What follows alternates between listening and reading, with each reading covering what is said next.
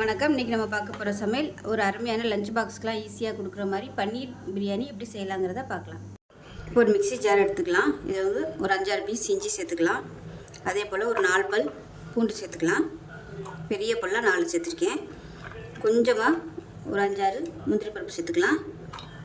இது கூடவே 10 சின்ன வெங்காயம் தோல் உரிச்சதை சேர்த்துக்கலாம். இது கூடவே சின்னதாக 2 துண்டு பட்டை சேர்த்துக்கலாம். அது கூடவே ஒரு ஏலக்காய், ஒரு 3 கிராம்பு சேர்த்துக்கலாம். இப்போ இதை நல்லா அரைச்சிட்டு வந்துட்டு பார்க்கலாம். ஒரு கடாய் எடுத்துக்கலாம். இதில் வந்து ஒரு 3 டீஸ்பூன் அளவுக்கு எண்ணெய் விட்டுக்கலாம். பன்னீர் வந்து நம்ம ஃப்ரை பண்ணி எடுக்க போகிறோம். ரொம்பவும் நம்ம எண்ணெய் ஊற்றி மசாலா போட்டோம்னா அந்த மசாலாவிலே வந்து அந்த எண்ணெயிலே மசாலா வந்து ஊறிடும், பன்னீரில் வந்து வராது. அதனால் கொஞ்சமாகவே எண்ணெய் விட்டுக்கலாம். இப்போ இதில் ஒரு 200 கிராம் அளவுக்கு நான் பன்னீர் எடுத்திருக்கேன். இப்போ இதில் வந்து மிளகாத்தூள் சேர்த்துக்கலாம். ஒரு டீஸ்பூன் போல் மிளகாத்தூள், 1/4 டீஸ்பூன் போல் உப்பு சேர்த்துட்டு நல்லா அப்படியே பரட்டி விட்டுக்கலாம். நல்லா அந்த மாதிரி குலுக்கி விட்டுக்கோங்க. இப்போ எண்ணெய் நல்லா சூடாகிடுச்சு. இந்த பன்னீர் வந்து இதில் போட்டு நம்ம ஃப்ரை பண்ணி எடுத்துக்கலாம். பன்னீர் வந்து எவ்வளோ நாளும் சேர்த்துக்கலாம், உங்களோட விருப்பம் தான். நான் வந்து இன்றைக்கி 200 கிராம் அளவு எடுத்திருக்கேன். இப்போ வந்து நல்லா ஃப்ரை ஆகிடுச்சு. இந்த மாதிரி நல்லா கோல்டன் கலரில் ஃப்ரை பண்ணி எடுத்துக்கலாம். இப்போ தனியாக ஒரு பிளேட்டுக்கு மாற்றிக்கலாம். இப்போ ஒரு குக்கர் எடுத்துக்கலாம். நல்லா ஒரு 2 டீஸ்பூன் அளவுக்கு நெய் சேர்த்துக்கலாம். இப்போ 2 டீஸ்பூன் அளவுக்கு ரீஃபைண்ட் ஆயில் சேர்த்துக்கலாம். இது வந்து சின்ன ஸ்பூன்றதுனால நான் வந்து ஒரு 3 ஸ்பூன் அளவுக்கு விட்டுருக்கேன். இப்போ எண்ணெய் சூடாகவும் ஸ்பைசஸ்லாம் நம்ம போட வேணும்னு அவசியம் இல்லை. இஞ்சி பூண்டோட போட்டு அரைச்சிட்டோம். அதனால் புதினா மட்டும் சேர்த்துக்கலாம். எண்ணெயில் வதக்கிட்டோம்னா நல்லா சுருங்கிடும். புதினா கொத்தமல்லி சேர்த்துக்கலாம். இது கூடவே நீளமாக நறுக்குன பெரிய வெங்காயம் சேர்த்துக்கலாம். இந்த வெங்காயம் நல்லா செவந்து வரட்டும். இப்போ பாருங்கள், வெங்காயம் நல்லா வதங்கிடுச்சு. இதில் வந்து ஒரு 1/2 டேபிள் ஸ்பூன் அளவுக்கு மிளகாத்தூள் சேர்த்துக்கலாம். இந்த எண்ணெயிலே லேசாக வதக்கி விட்டுக்கலாம். நல்லா வதக்கி விட்டுட்டு நம்ம அரைச்சி வச்சுருக்கிற இஞ்சி பூண்டு பேஸ்ட்டாக சேர்த்துக்கலாம். அடுப்பு வந்து நல்லா மீடியத்திலே வச்சுக்கோங்க.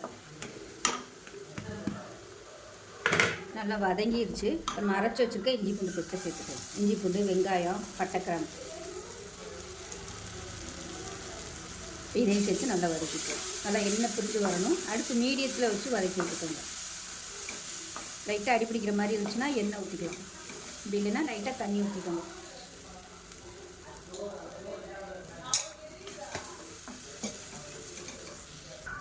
இப்போ இஞ்சி பூண்டு பேஸ்ட் நல்லா வதங்கிடுச்சு. இப்போ வந்து மீடியம் சைஸாக 2 தக்காளி பொடியாக கட் பண்ணதை சேர்த்து நல்லா மசிஞ்சு வர அளவுக்கு வதக்கி விட்டுக்கலாம். தக்காளி வதங்குறதுக்கு உப்பு சேர்த்துக்கலாம். இப்போ இதில் ஒரு 2 டேபிள் ஸ்பூன் அளவுக்கு தயிர் சேர்த்துக்கலாம். அதாவது நீங்கள் எந்த டம்ளரில் வந்து அரிசி அளக்குறீங்களோ அதே டம்ளரில் 1/4 டம்ளர் அளவுக்கு தயிர் சேர்த்துக்கோங்க. அது கரெக்டாக வரும். பாருங்கள், மசாலா வதங்கி நல்லா எண்ணெய் பிரிய ஆரம்பிச்சிருச்சு. இந்த ஸ்டேஜில் தண்ணி வந்து சேர்த்துக்கலாம். இப்போ நான் வந்து இந்த டம்ளரில் பாஸ்மதி அரிசி வந்து எடுத்திருக்கேன். எடுத்து நல்லா ஒரு 1/2 மணி நேரம் ஊற வச்சுட்டேன். இப்போ இதே டம்ளரில் 1 டம்ளர் அளவுக்கு தண்ணி வந்து சூடு பண்ணி வச்சுருக்கேன். அந்த தண்ணி அப்படியே சேர்த்துக்கலாம்.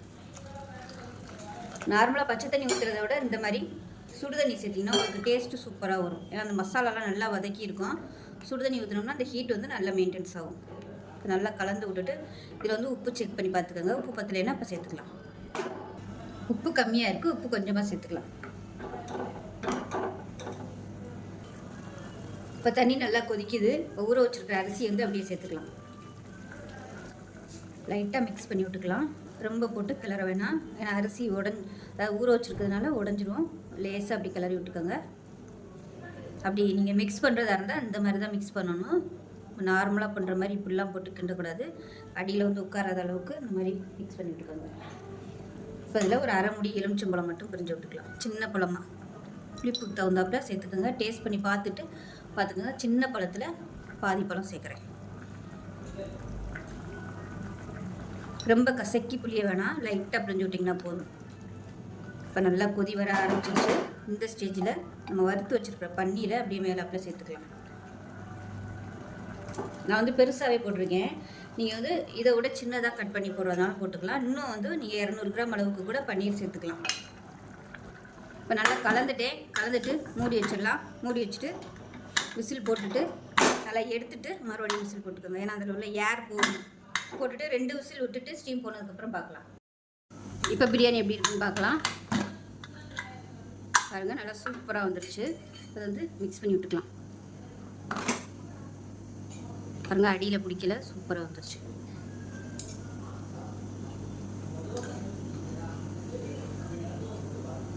வந்து நல்லா உடச்சி விட்டுக்கலாம். ஆறுச்சுன்னா நல்லா உதிரியாக வந்துடும். ஸோ அவ்வளோதான், அருமையான கமகமன் மணக்கிற பன்னீர் பிரியாணி ரெடி ஆயிடுச்சு. செஞ்சு பாருங்கள். செஞ்சு பார்த்துட்டு எப்படி வந்துச்சுங்கிறத சொல்லுங்கள். வீடியோ பிடிச்சினா லைக் பண்ணுங்கள், கமெண்ட் பண்ணுங்கள், சேனலை சப்ஸ்கிரைப் பண்ணுங்கள், பக்கத்தில் உள்ள பெல் பட்டனையும் ப்ரெஸ் பண்ணுங்கள். நன்றி.